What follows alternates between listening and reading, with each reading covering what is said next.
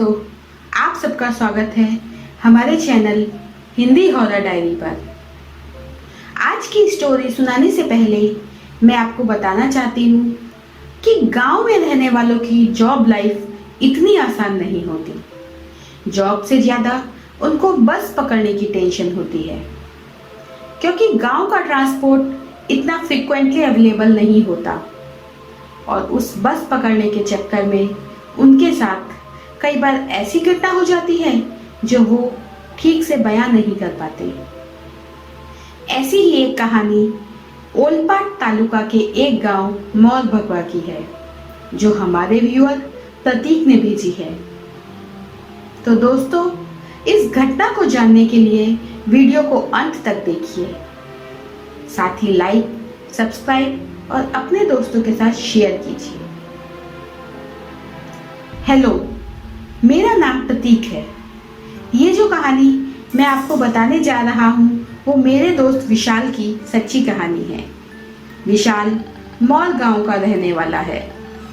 विशाल और उसका दोस्त सूरत की एक कंपनी में जॉब करते थे। व्हीकल ना होने के कारण वो और उसका दोस्त बस से सूरत जॉब के लिए जाते थे। बस के लिए विशाल को सुबह 4 बजे निकलना पड़ता था, इसलिए उसे सुबह जल्दी उठना पड़ता था। विशाल के साथ उसका दोस्त राज भी होता था, पर एक दिन राज की तबीयत कुछ ठीक नहीं थी, तो उसने विशाल को कहा कि कल मैं जॉब के लिए नहीं आ पाऊंगा।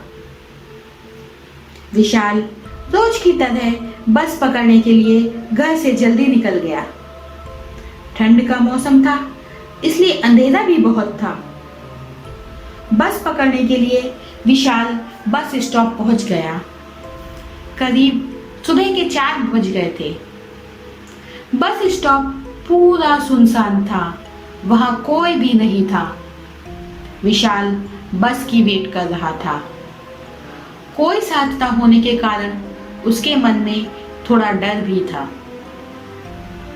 उतने में विशाल ने देखा कि दूर से कोई आ रहा है। थोड़ा करीब आने से पता चला कि कोई औरत आ रही थी और उसके साथ हाथ में एक बच्चा भी था। उस औरत ने अपना मुंह दुपट्टे से ढका हुआ था। विशाल को लगा कि कोई मेरे गांव की ही होगी, पर उसने इतना ध्यान नहीं दिया। वो औरत विशाल के पास आके खड़ी हो गई और बस का वेट करने लगी। करीब 2-3 मिनट के बाद वो औरत उसे बोली, भैया, क्या आप मेरे बच्चे को हाथ में थोड़ी देर पकड़ लेंगे? मैं अपना कुछ सामान घर पे भूल गई हूँ। मेरा घर यही पास में है, मैं जल्दी ही आ जाऊंगी। विशाल ने बोला, ठीक है, पर जल्दी आ जाना, मेरी बस भी आने वाली है। और उसके बच्चे को अपनी गोद में ले लिया। बच्चा बहुत सुंदर था। वो औरत गांव के कच्ची सड़क से जाने लगी। विशाल ने उसे बोला, ये रास्ता बहुत खराब है और कांटों से भरा पड़ा है, पर वो उसकी बात को अनसुना करके उसी रास्ते से जाने लगी। जैसे जैसे वो दूर जाने लगी, विशाल के हाथों में उसका बच्चा भारी होने लगा और बड़ा होने लगा। विशाल को कुछ समझ नहीं आ रहा था। इतने में विशाल को हंसने की आवाज आई, तो उसने देखा कि वो औरत चुड़ैल के रूप में आ गई थी और वहां एक पुराने पीपल की डाल पर चढ़ने लगी। उसे देखकर विशाल के होश उड़ गए और उसके दिए बच्चे को वो वहीं जमीन पर रखकर गांव की ओर भागने लगा। विशाल को ऐसा भी लगा कि कोई उसके पीछे भाग रहा है, पर वो इतना डरा हुआ था कि उसने पीछे मुड़ने की हिम्मत नहीं की। घर जाके ये बात विशाल ने उसके बड़े भाई और पिताजी को बताई और साथ ही वो बहुत रोने लगा।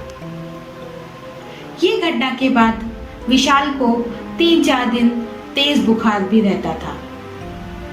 तब से जब उसका दोस्त नहीं होता था तब विशाल के भाई या पिताजी उसे बस स्टॉप छोड़ने आते थे।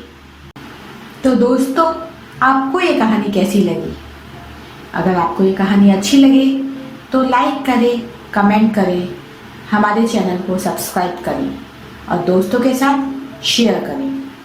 और हाँ, अपने एक्सपीरियंस, अपनी कहानी हमें hindihorrordiary@gmail.com पर मेल कीजिए। मैं अब आपसे इजाज़त लेती हूँ। अगले हफ्ते फिर हाजिर होंगी एक नई कहानी के साथ।